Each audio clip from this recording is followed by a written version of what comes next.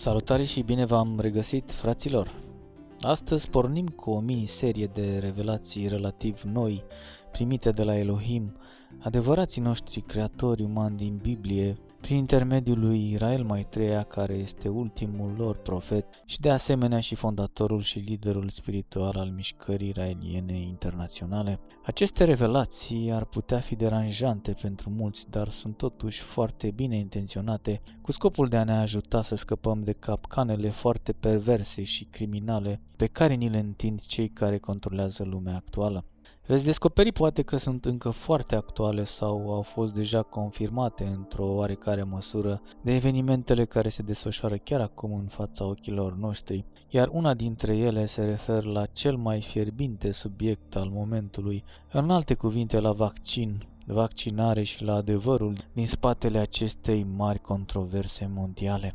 Țineți-vă bine și începem așadar cu revelația publicată pe 22 august 2015, atunci când Rael a scris următoarele și citez: Complotul genocidului bacteriologic. Armatele din SUA, Israel și unele țări NATO lucrează la un proiect ultra-secret legat de un genocid bacteriologic mondial, toate acestea fără o declarație de război.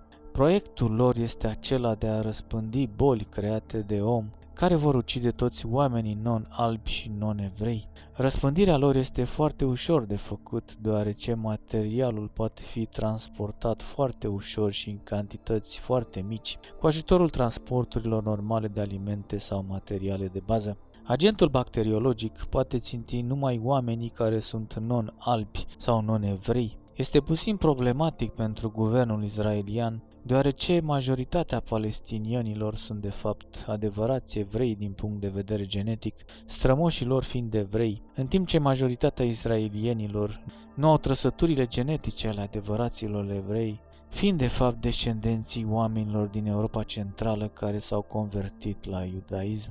Soluția mai dificilă pe care trebuie să o aibă este reprezentată de o boală care să ucidă toată lumea, dar va fi nevoie ca toți albii și evrei să fie vaccinați. Această boală va fi deghizată, desigur, într-o boală bine cunoscută, cum ar fi holera, febra tifoidă, etc.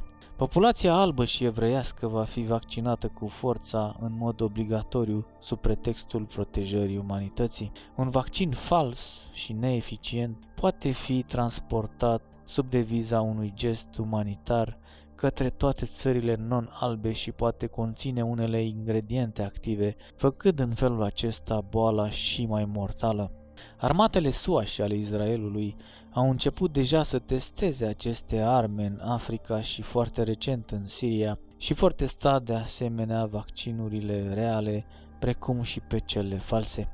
Obiectivul final al SUA, al Israelului și al țărilor NATO este o lume fără negri, arabi și asiatici în care vor putea crea un nou imperiu, fără nicio populație locală care să-i deranjeze și fără să creeze un război nuclear care va risca să distrugă întreaga planetă. Apoi, în aceea zi, Rael a publicat și următorul Elohim Leak, care are și el legătură cu vaccinarea, intitulat Otrăvirea apei în Palestina și citez: Din moment ce Israelul controlează majoritatea rezervelor de apă din teritoriile Palestinei, armata israeliană studiază posibilitatea de a otrăvi apa aceasta cu cele mai infecțioase boli și după ce erupția acestora va fi omorât mii de oameni, să trimită armata israeliană să ajute, între ghilimele, populația cu medicamente și vaccinuri fără vreun efect, în mod răuvoitor, pentru a face să pară că israelienii sunt de fapt adevărații salvatori ai săracilor palestinieni, în timp ce vor crea un adevărat genocid deghizat în erupția unei boli cunoscute.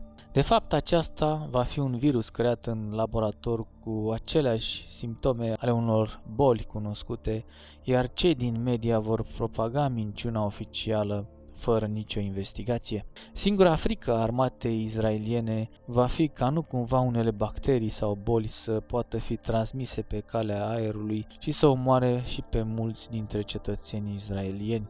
Ei lucrează la un vaccin care va fi obligatoriu pentru cetățenii din Israel și special creat chipurile pentru a-i proteja de explozia unor boli cunoscute în Palestina, când de fapt va fi creat special pentru boala aceasta creată de om. Iar acest acest vaccin va fi diferit de cel ineficient distribuit palestinienilor. Oamenii din Palestina trebuie să se ferească să mai bea apă furnizată de Israel, ci numai puțină apă pe care o mai au în propria rezervă sau apă îmbuteliată.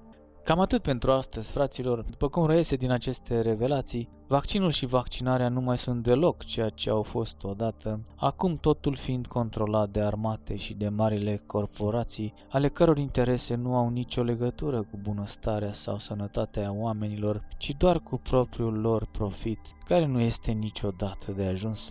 Sper că v-a plăcut ce tocmai ați urmărit și nu uitați să vă abonați și să activați notificările, pentru că urmează alte câteva revelații la fel de explozive. Vă pup pe toți și vă aștept cu drag în următorul material.